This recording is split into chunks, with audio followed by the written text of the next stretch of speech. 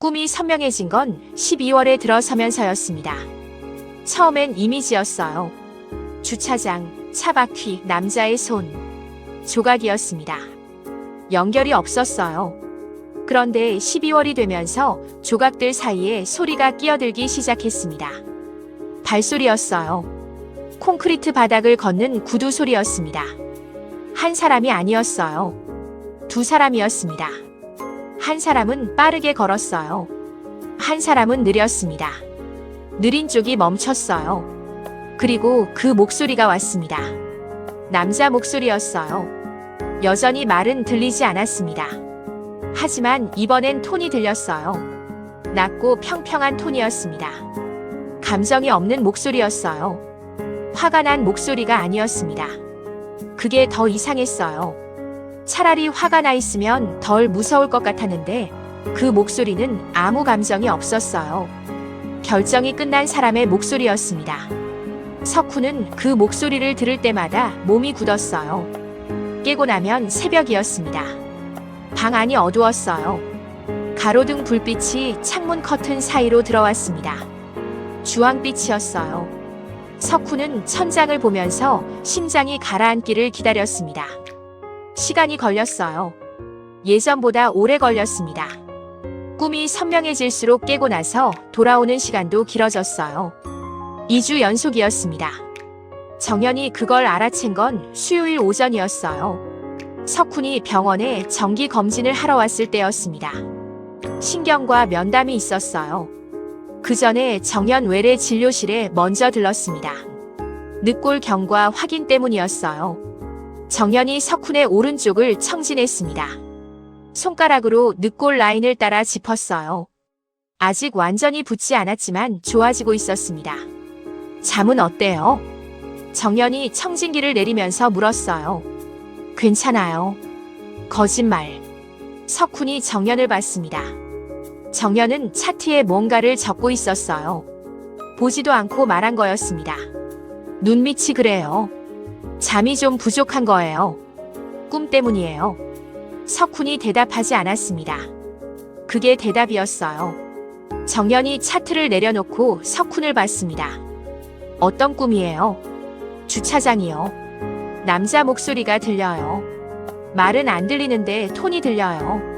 어떤 톤이에요? 결정이 끝난 사람 같은 톤이요. 정연이 잠시 석훈을 봤습니다. 의사의 눈이었어요. 하지만 의사의 눈만은 아니었습니다. 신경과 선생님한테 말해요. 오늘 면담 때. 별거 아닐 수 있어요. 별거일 수 있어요. 짧고 명확했습니다. 정연은 항상 그랬어요. 돌려 말하지 않았습니다. 그게 처음엔 차갑게 느껴졌는데 이제는 달랐어요. 이 사람이 돌려 말하지 않는 건 상대를 아끼기 때문이라는 걸 알게 됐거든요. 정연 씨는요? 석훈이 말했어요. 네. 꿈꿔요. 정연이 잠시 멈췄습니다. 가끔요. 어떤 꿈이에요? 정연이 차트를 집어들었어요. 진료실 밖을 한번 봤습니다. 다음 환자가 기다리고 있었어요. 응급실 꿈이요. 심정지 환자 꿈이에요. 제세동기 쓰는 꿈이요. 살리는 꿈도 있고 못 살리는 꿈도 있어요. 석훈이 정연을 봤습니다. 정연은 이미 차트를 펼쳐들고 있었어요. 다음 환자를 준비하는 손이었습니다. 그런데 그 손이 아주 잠깐 멈췄어요. 아주 짧게요. 못 살리는 꿈 꾸고 나면 어때요? 석훈이 물었습니다. 정연이 문 쪽으로 걸어가면서 말했어요. 그래서 다음 날 더 잘하게 돼요. 문이 닫혔습니다. 신경과 면담은 오전 11시였어요. 담당 신경과 전문의 이 선생이 꿈 내용을 들었습니다. 받아 적었어요. 주차장, 두 사람의 발소리, 감정 없는 남자 목소리. 다 적고 나서 이 선생이 말했습니다.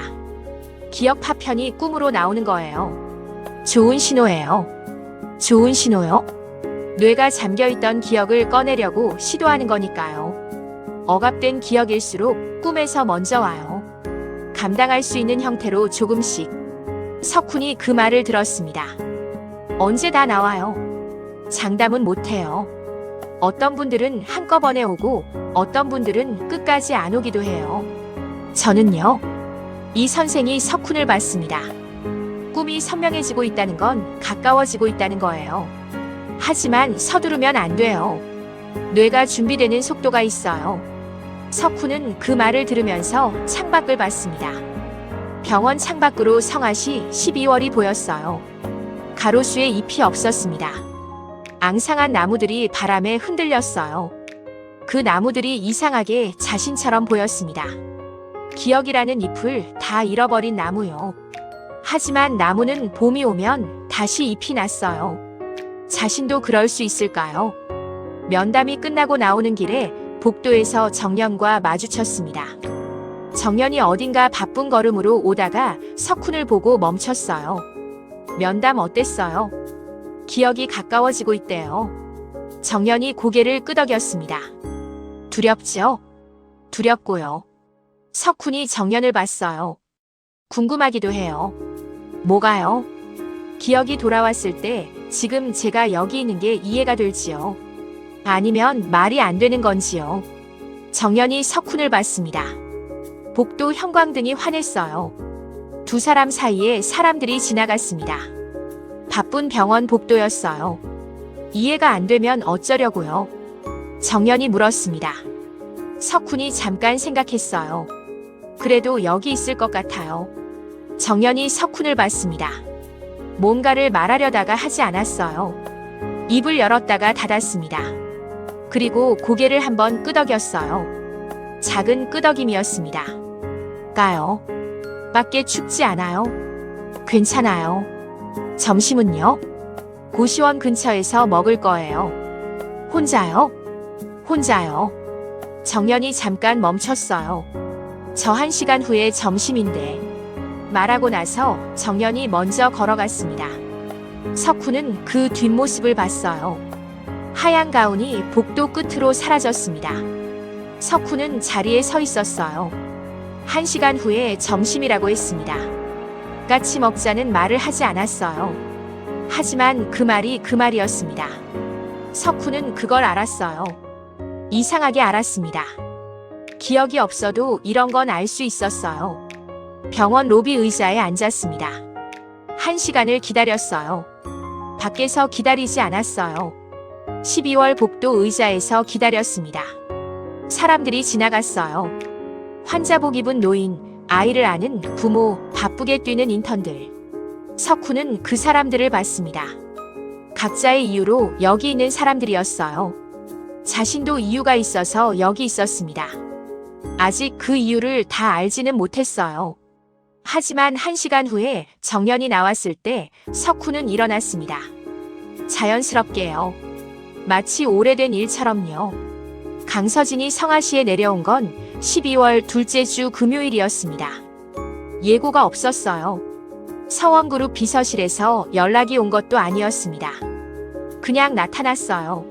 성화종합병원 로비였습니다. 석훈이 신경과 정기 면담을 마치고 내려오는데 로비 한가운데 서 있었어요. 검은 롱코트에 베이지색 스카프였습니다. 서울 사람이라는 게 한눈에 보였어요. 성화시 12월과 어울리지 않는 차림이었습니다. 이 도시 사람들은 그렇게 서 있지 않았거든요. 저렇게 반듯하게, 저렇게 준비된 자세로요. 석훈을 보는 순간 그 여자의 얼굴이 바뀌었습니다. 안도인지 충격인지 구분이 안 됐어요. 두 가지가 동시에 왔을 거였습니다. 한 달 넘게 찾던 사람을 찾은 얼굴이었어요. 그 얼굴이 석훈을 향해 빠르게 걸어왔습니다. 석훈 씨. 목소리가 떨렸어요. 석훈은 그 여자를 봤습니다. 아무것도 연결되지 않았어요. 처음 보는 얼굴이었습니다. 자신을 알고 있는 처음 보는 얼굴이었어요. 비서들이 왔을 때와 비슷한 감각이었습니다. 하지만 달랐어요. 비서들은 석훈을 직함으로 봤습니다. 이 여자는 이름으로 봤어요. 그 차이가 느껴졌습니다. 저예요. 서진이에요. 강서진. 석훈이 봤습니다. 죄송해요. 기억이 없어요. 그 말이 나왔을 때 강서진의 얼굴이 다시 바뀌었어요. 알고 있었겠죠. 비서실에서 들었을 테니까요. 알고 있어도 막상 직접 들으면 다른 거겠죠. 강서진이 숨을 한번 고르더니 말했습니다. 괜찮아요. 저 얼마든지 기다릴 수 있어요. 그 말이 무거웠습니다. 석훈은 왜 무거운지 몰랐어요. 기다리겠다는 말이 왜 듣기 어려운지 몰랐습니다. 셋이 병원 1층 카페에 앉았습니다. 정연이 합류한 건 우연이었어요. 외래 진료가 일찍 끝나서 내려오다가 석훈을 봤습니다. 낯선 여자와 마주 앉아 있었어요. 정연이 멈칫했습니다. 돌아가려는데 석훈이 봤어요. 정연 씨. 정연이 왔습니다. 강서진이 정연을 봤어요. 정연이 강서진을 봤습니다. 짧은 순간이었는데 두 사람이 서로를 파악하는 시간이었어요. 여자들끼리만 하는 그 빠른 파악이었습니다. 담당 주치의 윤정연입니다. 정연이 먼저 말했어요. 강서진이에요. 석훈 씨 맞선 상대였어요. 맞선 상대였다고 했습니다. 현재가 아니라 과거형이었어요. 그 선택이 의도적인지 아닌지는 몰랐습니다. 정연이 앉았어요.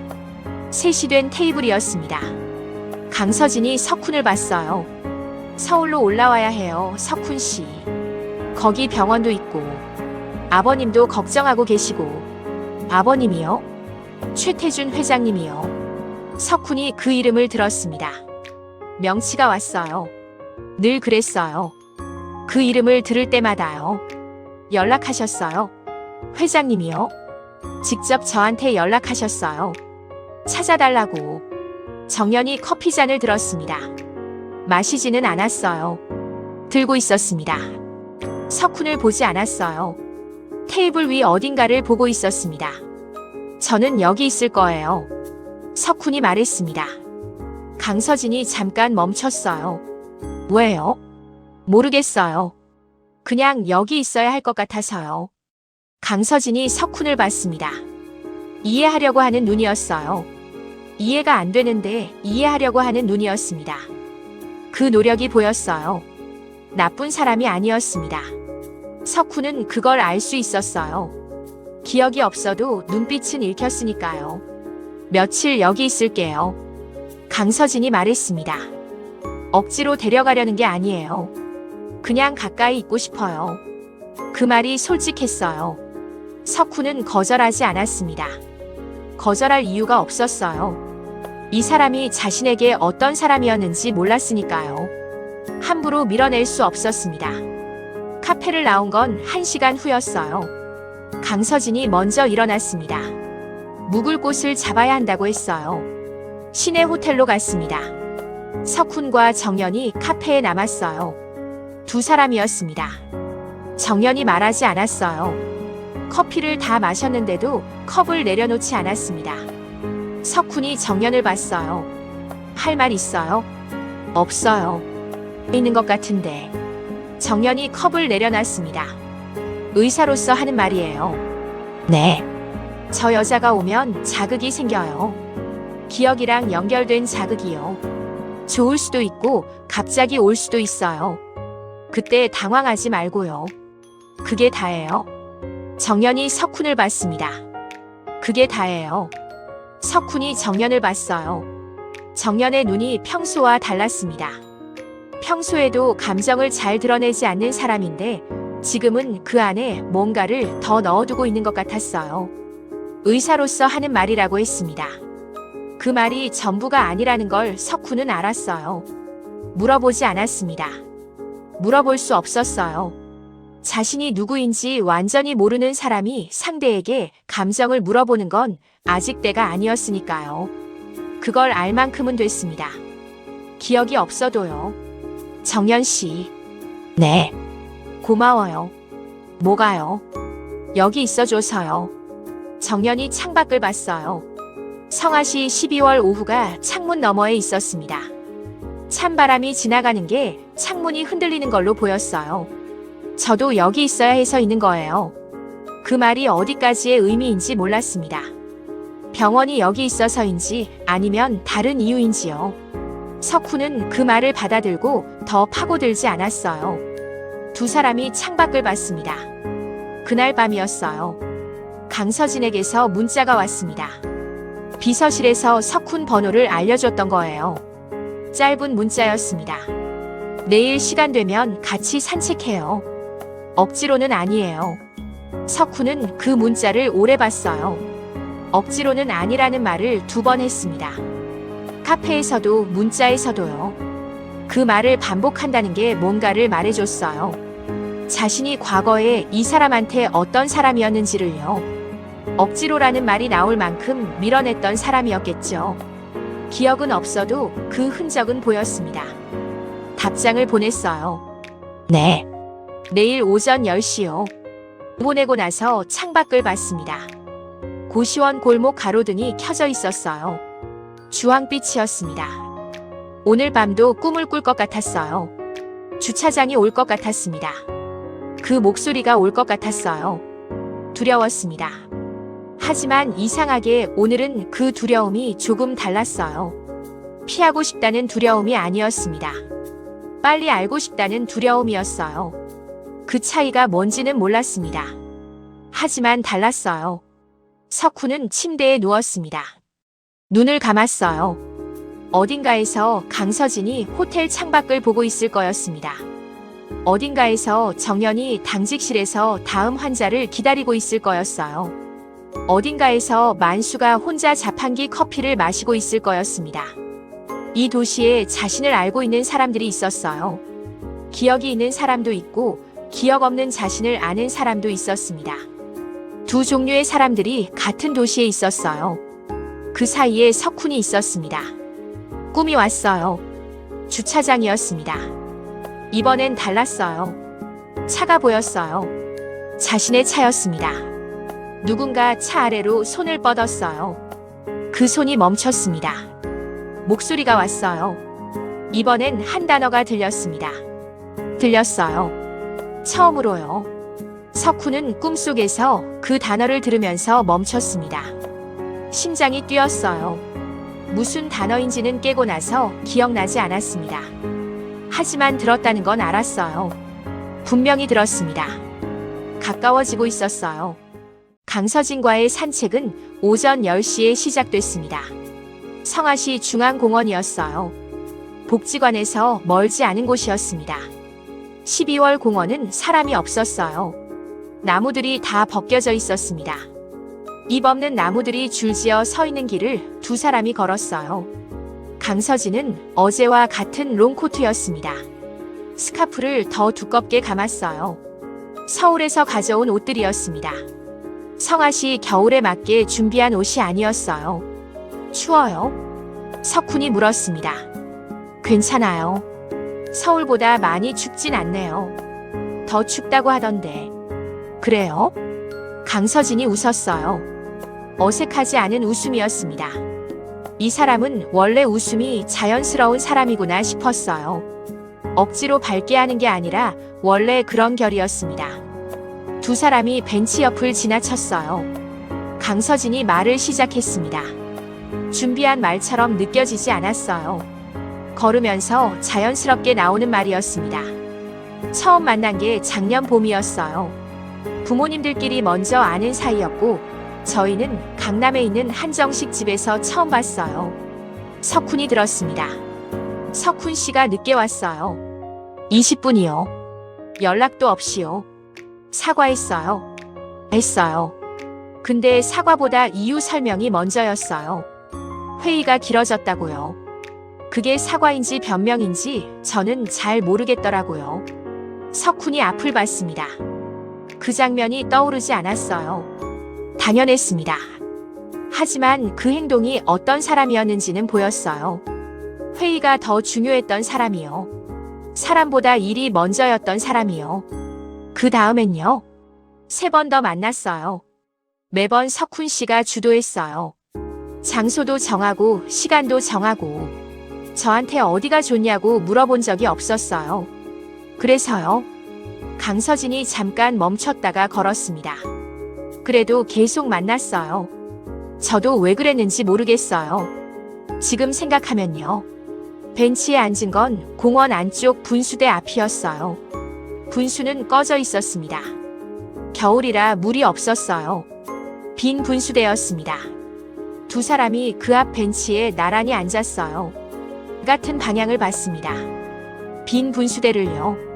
석훈 씨한테 물어봐도 돼요? 강서진이 말했어요. 네. 지금 어때요? 기억 없는 게. 석훈이 생각했습니다. 진짜로 생각했어요. 가벼워요. 이상하게. 가벼워요? 짐이 없으니까요. 뭘 해야 한다는 게 없어요. 어디 가야 한다는 것도 없고요. 그냥 매일 아침이 오면 그 아침이에요. 강서진이 석훈을 봤습니다. 옆 얼굴을 봤어요.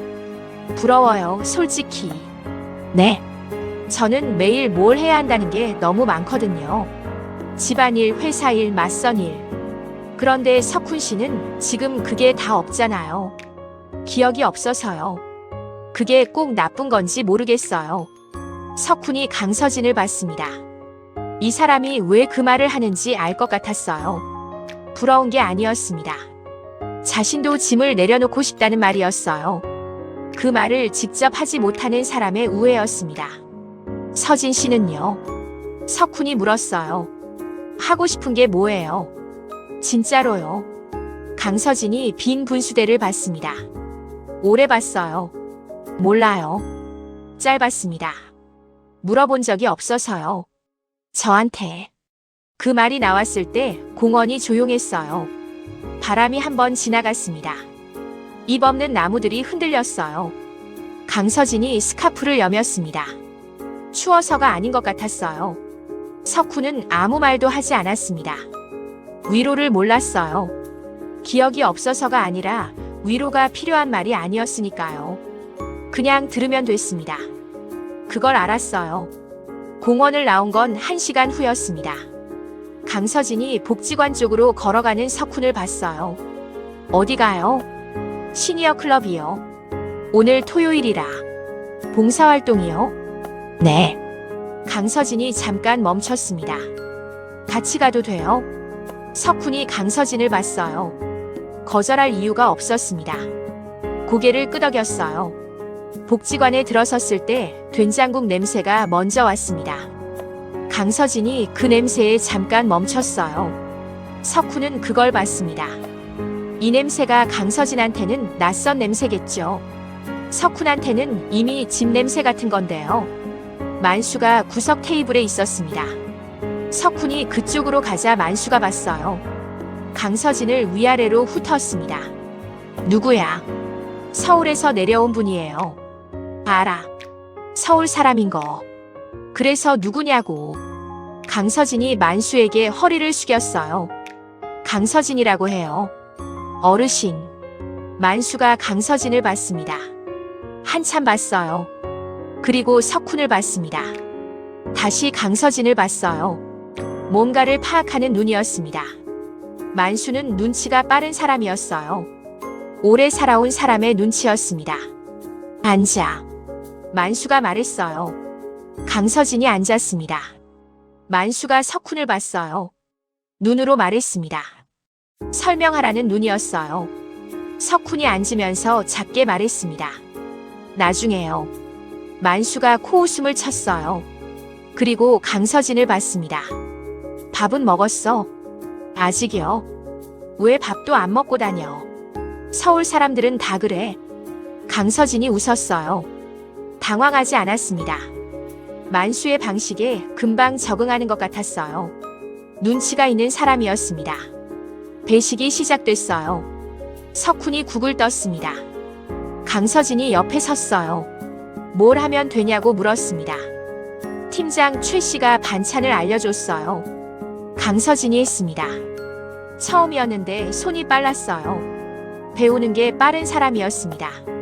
정연이 온 건 배식이 끝날 무렵이었어요. 들어오다가 강서진을 봤습니다.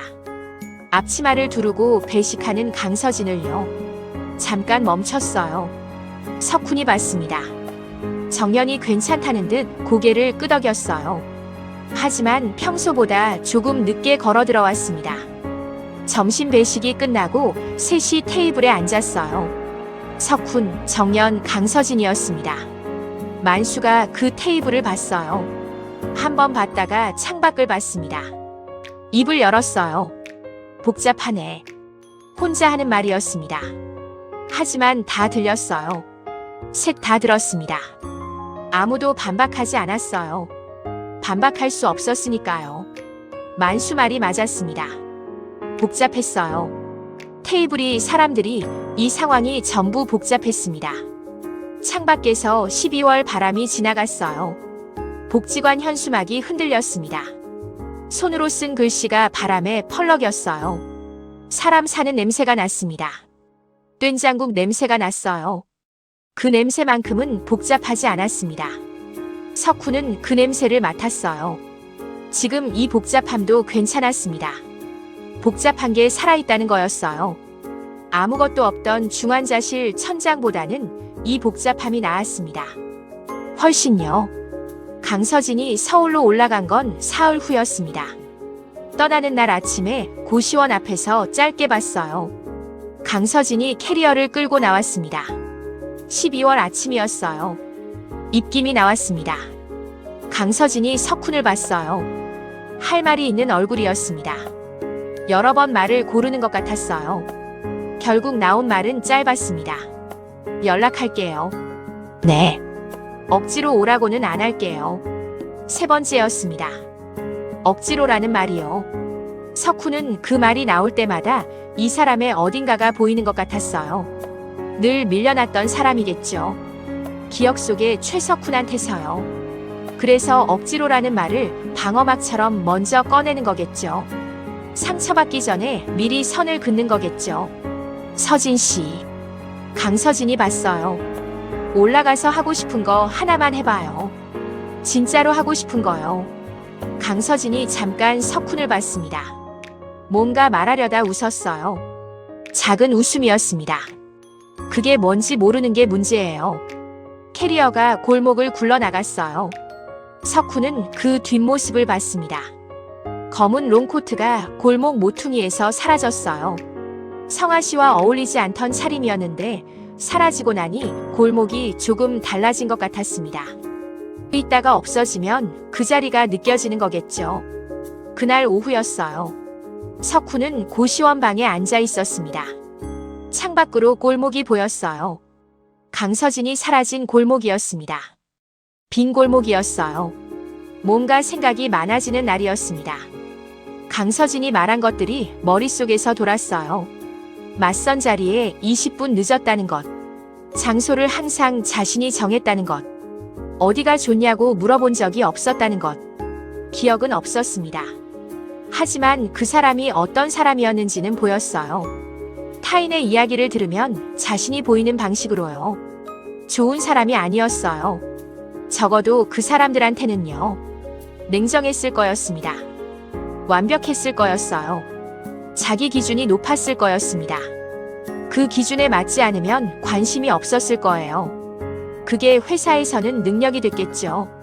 사람한테는 상처가 됐을 거였습니다. 석훈은 그 사람이 자신이라는 걸 알았어요. 이상한 기분이었습니다. 자신을 제3자로 보는 것 같은 기분이었어요. 저 사람은 왜 저랬을까 하고 볼 수 있는 거요. 기억이 없으니까 가능한 거였습니다. 이게 기억상실의 이상한 역설이었어요. 자기 자신을 객관적으로 볼 수 있다는 것. 변명을 만들 기억이 없으니까요.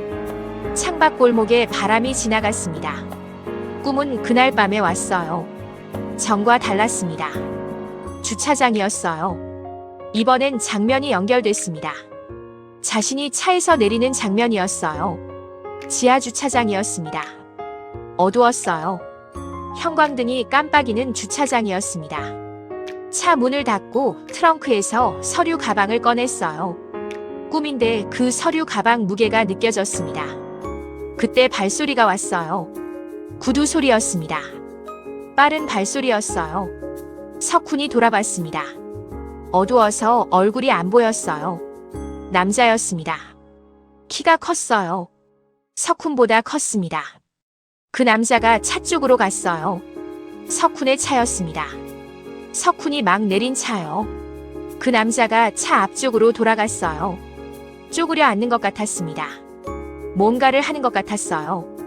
꿈이었는데 그 장면에서 심장이 뛰었습니다. 꿈속에서 심장이 뛰는 게 느껴지는 이상한 꿈이었어요. 그리고 목소리가 왔습니다. 이번엔 들렸어요. 문장이 들렸습니다. 전부는 아니었어요. 중간이었습니다. 남자의 목소리가 낮고 평평하게 말했어요.